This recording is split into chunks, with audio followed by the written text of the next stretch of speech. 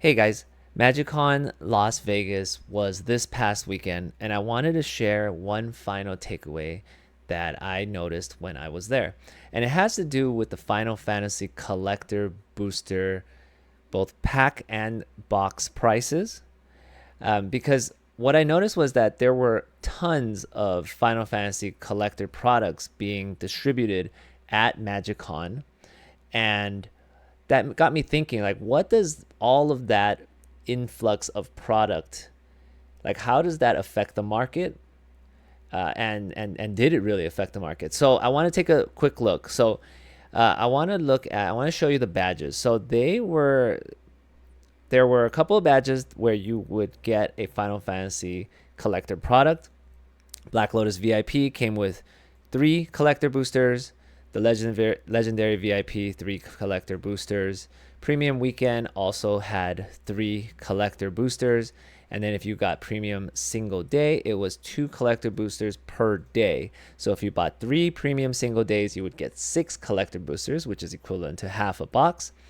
Uh, the collector booster packs are going for right now about $100. They've been at about $100 for at least a week so far. So um, because these badges, I don't remember the price, like $70 or $80 for the single day. You get 2 packs, and if each pack was $100, it's like at least $200 value, right? You also get Avis and Pilgrim promo card, and you get that Torgo Clive's Companion, the Yoshimaru promo card as well, and which I think is going for about $40 right now. Avis and Pilgrim not worth anything, but so just buying a badge, any of these badges, you come out in the positive EV because you get the collector booster packs. So that was very interesting. I heard that there were people who bought multiple premium single days because they do allow you to buy, I believe, up to 5 or so.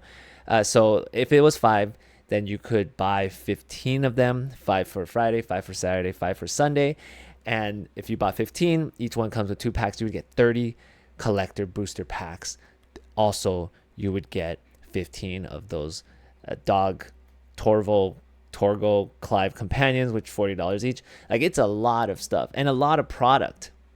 So not only did the badges come with collector booster packs, they were also selling collector booster packs at the store. And of course, the Black Lotus VIP people could get in the store early. They can go in on Thursday. They have a special line. They can go in the con an hour early. They also have a special line that could skip the really long line for the store. And, there were rumors of people able to bribe the store workers because there was a limit of 3.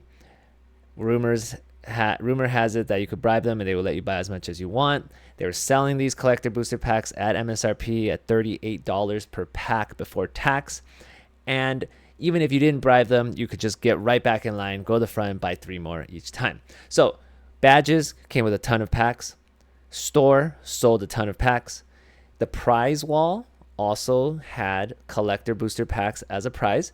They charged 7,000 tickets, which kind of equates to about $70, which is still less than what the packs are going for on the market, which is 100. Limit 3 at the prize wall, but of course you can just keep going back in the line and keep getting more as long as you have enough tickets. So they were giving out a lot of collector packs that way as well.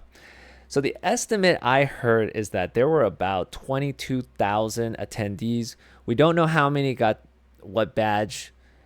A lot of people, I know that all of these legendary VIP, Black Lotus VIP, premium weekend, premium single day, they all sold out. So we don't know exactly how many they sold, but let's just say they sold 10,000 and an average of 3 packs per person.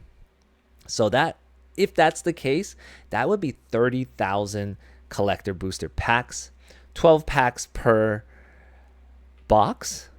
And so if we do 30,000 divided by 12, that's 2,500 boxes. I could definitely see that being given out at the con just for entrance for the badges, right? And even if we cut that number down a little bit, let's just say 20,000 packs. That's still a lot of product going out, being distributed. So not only did all of that was all of that going on, they had the Pro Tour qualifier. It was like a sealed Final Fantasy Pro Tour qualifier. They ran this twice. So they had one on Friday and they had another one on Saturday. And I just want to show you the pricing for this. So it costs $125 to enter. If you make day 2, so so after the Swiss round, so the top 128, you get. So if you're 65th through 128, you get 15 play boosters. If you're 33rd through 64th, you get 1 play booster box. But if you make top 32, you advance to the second day, which is like a draft. But everybody in the top 32, I think everybody in the top 32 gets, no, not everyone gets a collector box. But look at this. Okay, so if you're 17th through 32nd on day 2, you get 2 play booster boxes. But if you're 9th through 16th, you get 2 collector booster boxes and 15 booster packs. So 9, 10, 11, 12, 13, 14, 15, 16. That's 8 players, 8 people each get 2 collector boxes. So that's 16 collector boxes. And then 5 through 8, that's 4 people each get 3 collector boxes. So that's 12 more collector boxes.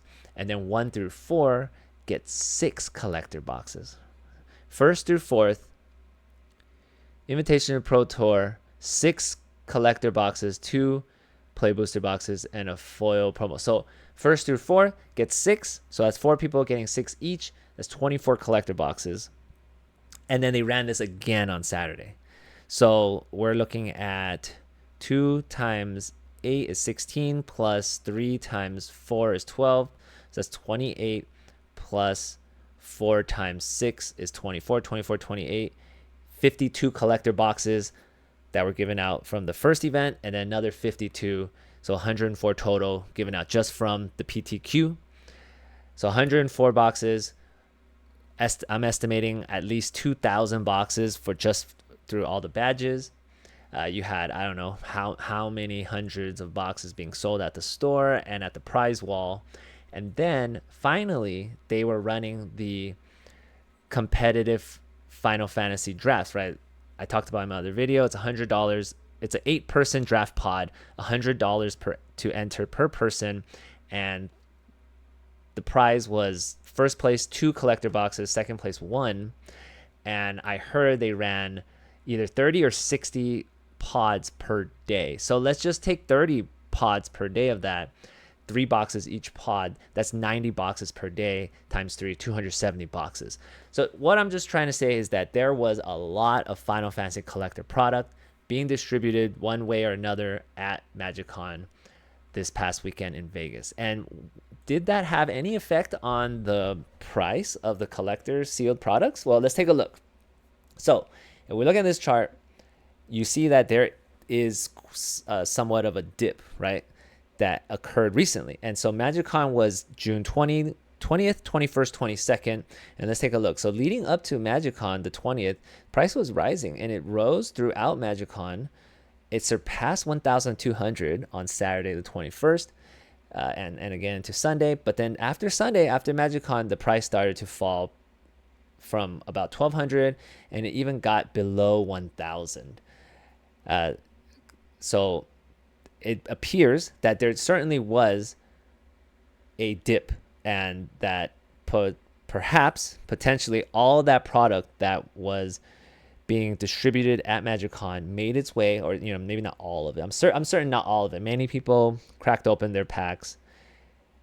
Some probably kept it and held on to it. I do know that the vendors were buying the packs for $60 each. And so I know that a lot of people just immediately sold it to the vendors. And nevertheless, I do think some portion of the thousands and thousands of boxes that were distributed at MagicCon made its way to the market. And we can see that the price of the boxes did go down about a little over $200 per box. But of course, the demand on this product is so high, it does not stay down very long. And as you can see, a sharp increase in the price from about a little under 1,000, and now we are currently sitting at about $1,130 a box. So that's just something interesting that I wanted to point out that I saw. What my takeaway from this is that even though there were potentially thousands upon thousands of collector boxes and or collector packs that were given out or distributed at MagicCon, the demand for Final Fantasy is just so intense and so strong that the people are just gobbling it up. Price will dip briefly, but it will come right back up. So it did have a damper on this, like kind of preventing it from surpassing 1200 for a little bit. It's only a matter of time before we do get back up to all-time highs and surpass 1200. I mean, look at the sell-through rate on this product. So in the last couple of days, we're selling this. It's like 60 to 80 boxes are selling per day at over $1,100 a box. That's just ridiculous. If you look at Tarkir Dragonstorm collector boxes, they're not selling anywhere near this. I know it's an older set and it's not Final Fantasy, but a typical collector booster box for I would say good Magic set sells for, it's like 5 to 8 boxes a day. And even if we doubled that, 10 to 15 boxes a day would be really good for Tarkir. But Final Fantasy is blowing it out of the water with 60 to 80 boxes a day, and it's over 3x more expensive. That is just goes to show you how much of a demand for Final Fantasy there is. Really quickly, let's take a look at the collector packs. Interesting, the collector packs didn't really have much of a dip at all. They kind of just remained at about $100, and it's been some time, even though most of the product that was distributed at MagicCon were actually singular packs. Now right? And so you're not able to just get all those packs and then reseal them into a box. So they would have to be sold as singular packs.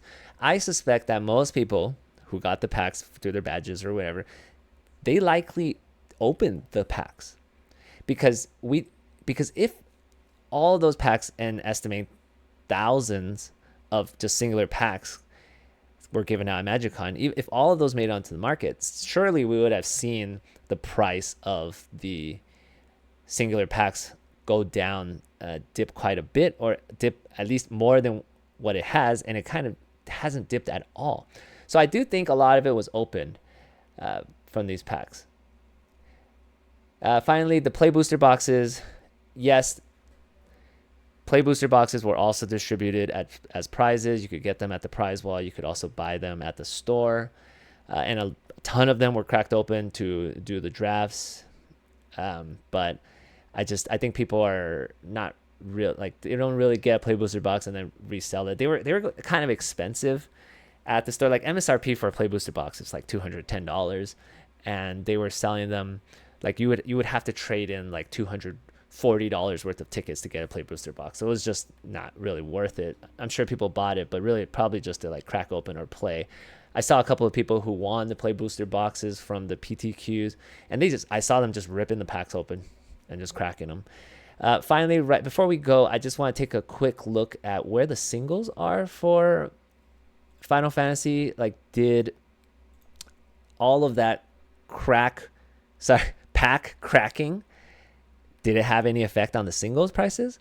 Now, the chocobos, they definitely have gone up. They're all hovering around like 2,000, and at one point they were all around 1,000 or less. This is a popular card. This is the Surge Foil Sephiroth in this treatment. Does not look like it's really had a dip. Very expensive card here, sitting at around 660. Very popular card, and of course only can be found in the collector boosters. Let's take a look at something maybe a little less popular. The Cloud Surge Foil, also in collector booster only. Yep. So we do see this coming down a bit. It was sitting at low 200s. It rose a lot into the high 400s, and now we're coming down to the mid 300s, 350 or so. So we are seeing a dip in the Cloud. Certainly not as popular of a card as Sephiroth. Let's look at the Yuna card. This is also the Surge Foil, and see, yes, we are having somewhat of a dip. It's not that much for Yuna. So I do think that this kind of makes me feel like a lot of the packs were cracked open, which would makes sense that these singles then flooded the market, and you see we're having a dip with the Surge Foil Tifa. So the singles flooding the market. I wouldn't say flooding the market, but entering the market. Supply on these Surge Foil, these collector only cards are increasing.